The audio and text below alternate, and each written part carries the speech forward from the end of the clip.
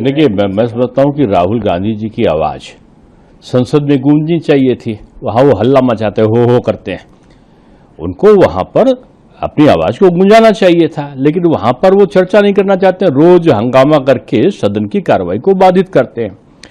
Bharatiya Janata party की NDA तथा NDA की जो सरकार है, उसने स्पष्ट माननीय प्रधानमंत्री जी ने भी कहा है कि छात्रों के भविष्य से कोई समझौता नहीं होगा। दोषी चाहे कोई भी हो, उसके खिलाफ कार्रवाई होगी और परीक्षा व्यवस्था को और अधिक पारदर्शी और सुरक्षित बनवाने के लिए सरकार ने बहुत सख्त कदम भी उठा दिए हैं कि कई करोड़ 10 करोड़ तक का जुर्माना या बहुत कठोर कारावास की व्यवस्था और पूरा एक देश के युवाओं के भविष्य को सुरक्षित करने के जो उपाय हो सकते थे सरकार ने किया है। राहुल गांधी जी से मेरा इतना ही कहना है कि देश के युवाओं के भविष्य को राजनीतिक हथियार ना बनाएं। और मैं इसलिए कह रहा हूं कि आप पिक एंड चूज क्यों करते हैं।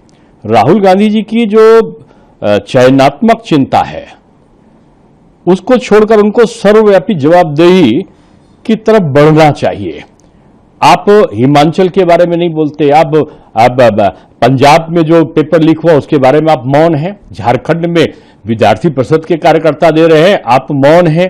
आप कर्नाटका में आपके कई सर्विस के पेपर लीक हुए, आप मौन हैं। वहां के तो आपके मंत्री कहते हैं, प्रियांक खड़गे, कि पहले 15 दिन धरना दो छात्रों से और उसके बाद हम लाठीचार्ज करेंगे, तब तुमसे बात करेंगे। आपको वहां जाना चाहिए ना। आपका ये जो चयनात्मक चिंता है वो सर्वव्यापी जवाबदेही में परिवर्तित होना चाहिए। आप हर जगह पे आप अगर देखो तो नीट के ऐसी जो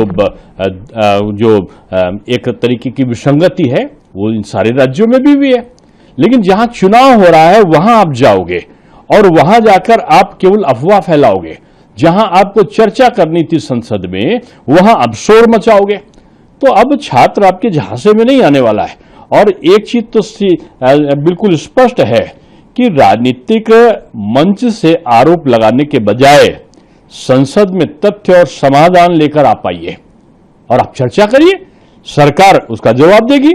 लेकिन आप इस प्रकार से छात्रों के हित की चिंता राज्य देखकर आप जो बदल रहे हैं, ये आपका बदलता हुआ स्वरूप अब छात्र स्वीकार करने वाला नहीं है। जहां चुनाव होता है आप पिकनिक मनाने पहुंच जाते हैं।